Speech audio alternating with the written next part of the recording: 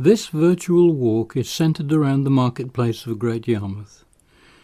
Within just a few hundred yards of the market, there are many reminders of the town's rich and varied history. Some of the people, buildings, and the famous rows will be covered as we take this short tour within the town centre. Starting at the old Fisherman's Hospital at the north-east end of the market, we will call at the Minster of St Nicholas, Fuller's Hill, Brewery Plain, and to the west side of the market. Here we will pass several of the rows and enter one of them at the southwest end, emerging back into the market via Market Row.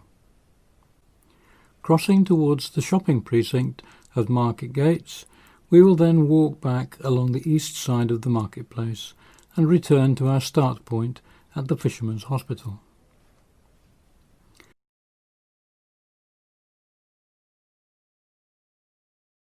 We start our walk outside the gated entrance to the Fisherman's Hospital, which was built during the reign of King William III in 1702. The plaque on the far wall indicates that it was for sick or decayed fishermen. Today we would be a little less harsh and refer to them as being retired.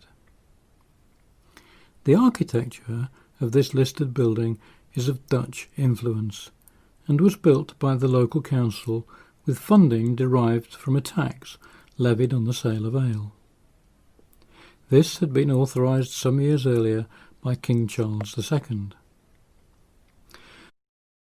The highest statue is that of St Peter, the patron saint of fishermen, and the lower figure with the children represents charity. Today, the cottage residences are looked after by a charitable trust. Where once the tenants must have been fishermen or those with strong fishing connections, the requirement no longer applies today. From the Fisherman's Hospital, we now walk northwards towards the Minster, crossing the main road and stopping at the small green near the Minster gates. In front of us is a small mock Tudor cottage, now a tea shop and bakery. It is the birthplace of the author Anna Sewell, who wrote the children's book Black Beauty. Born here in March 1820, Anna became a sickly person and wrote only the one book. After 6 years of writing, it was published in 1877, for which she received about £40, roughly £1,500 today. The book is still in print and has sold over 50 million copies. The cottage would have been similar in style to its near neighbours had it not been for the intervention of Harry Johnson in 1932. Harry was an antiques dealer and added the false frontage to the cottage, where he sold his wares, this enhancing the antiquarian appearance of his shop. The Minster was built in 1101 and consecrated in 1119. It is reputed to be the largest parish church by area in England. Between the Minster and the birthplace of Anna Sewell are large houses which were the original vicarage and clerks' residences and are now used as offices. The church originally had a wooden spire, but the entire building was ruined by incendiary bombs in World War II. It was restored in 1957 and finally reopened in 1961. From the Minster gates, we continue towards the corner of the road junction where we join Northgate Street. Stopping here at the corner, we find ourselves opposite the highest natural point in the town, known as Fuller's Hill. This was the area that the first known settlement within the town came to be, and the people living here would almost certainly have had connections to the sea and fishing. Across the road, beyond and to the right of Cox's Jewellers, can be seen an entrance to one of the old town rows. It now sports a new nameplate recently put there by the Great Yarmouth Preservation Trust, and shows the name Snatchbody Row. This is row number 6, and traditionally took its name from the body snatchers who operated in the area during the early 1800s. The grave robbers may have used row 6, but the true base of their operation was row 3, just a few yards further to the right. Crossing Northgate Street and turning left to make our way to the car park, we find ourselves at the area known as Brewery Plain. It was here that Samuel Paget had his brewery, and who eventually accrued huge financial debts. His son, James, didn't follow in his father's footsteps and became a brilliant surgeon, later appointed as a personal surgeon to Queen Victoria. James' income allowed him to pay off his father's large debts, and the local NHS hospital serving the population of East Norfolk and Suffolk is named after him. From the car park and looking right and south is a tall building which appears to be sliced in half. This is the remaining half of what was the Wrestlers' Inn, after it suffered damage during the Second World War. Only in recent years has it been converted into offices. It was here that at the age of 14 in 1803, a young boy by the name of James Sharman was press-ganged into the Navy. Just a few years earlier, Admiral Lord Nelson had stayed at the inn when he became a freeman of the borough following the victory at the Battle of the Nile. By a twist of fate, Sharman found himself aboard HMS Victory at the Battle of Trafalgar and is reputed to have helped carry Nelson below deck when he was fatally wounded. From here we now go south along the west edge of the market and walk towards the road that sweeps in from our right. Stopping at the corner, we have arrived at the strangely named road, the Conge. This unusual name is from a French word meaning permission to leave. It was here that the king's officer would have taken the taxes or duty from the ships that had used the port for trade. Only when this had been done would the ships then be given their permission to leave the port. Crossing over the Conge, the shops on our right, we go past several entrances to old and remaining rows.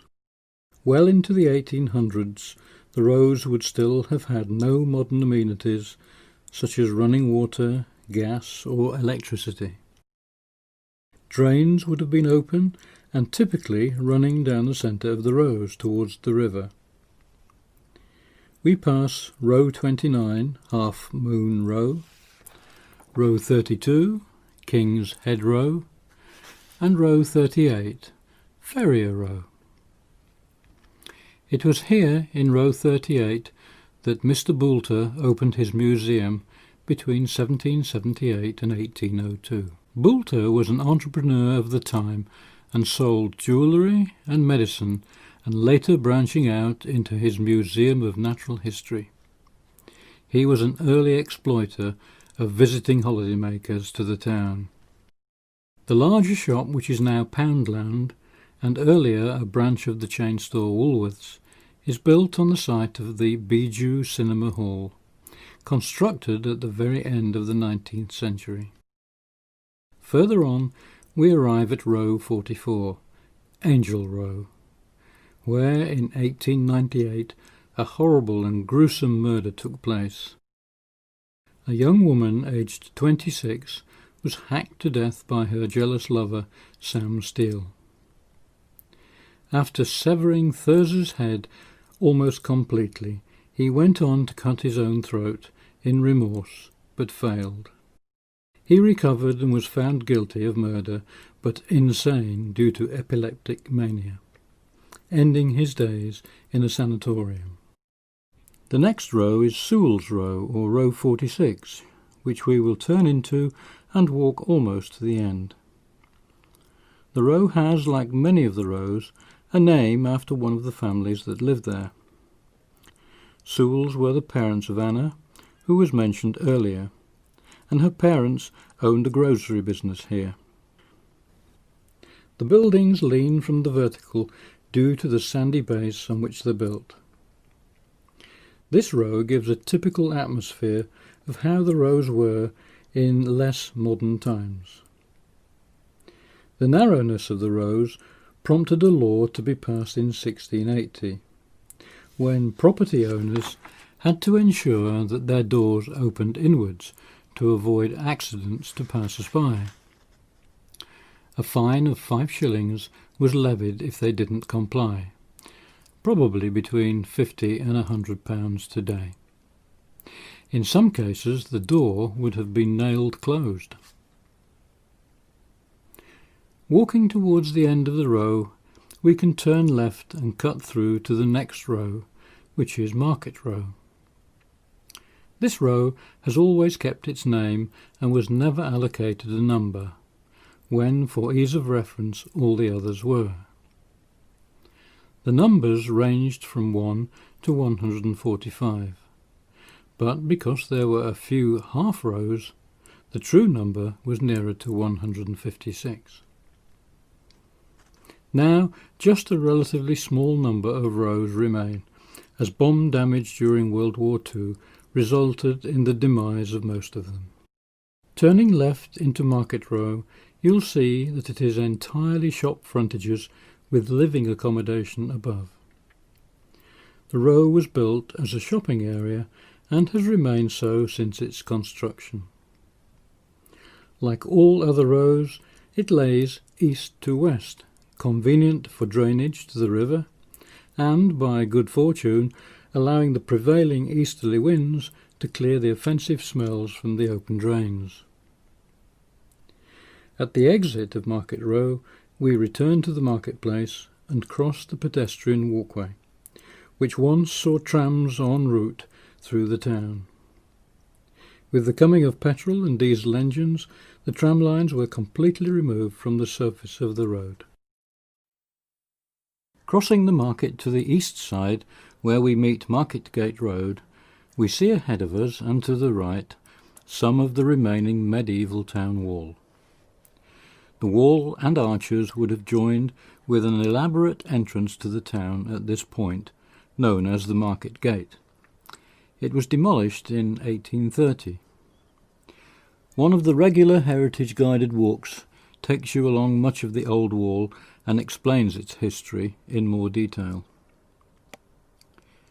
Standing at the edge of the marketplace and looking towards the right-hand end of the shop, Argos, we would, many years ago, have seen the Bull Inn. It was associated with bull baiting that took place close by, when bulls were tethered by a rope and dogs set upon them. Turning and walking north again, we are taking the route of the Shambles, an old English word for an area of butchery. Butchery and meat sales were carried out along this east side of the market, and although the number has dwindled, the tradition has continued to this day. A few paces further brings us to the Priory School. This site has had many uses since the first building of a huge hospital was constructed here in the 13th century. Over the years it has been a hospital, a grammar school, a workhouse, an armoury, and a place for young offenders. Looking across the school grounds, a town wall tower can be seen, which is still known as the Hospital Tower. To the left of the school, and set back a short distance, is the once home of Miles Corbett. Corbett was an MP and friend of Oliver Cromwell. He colluded with Cromwell and a number of other parliamentarians, becoming the final signatory of Charles I's death warrant.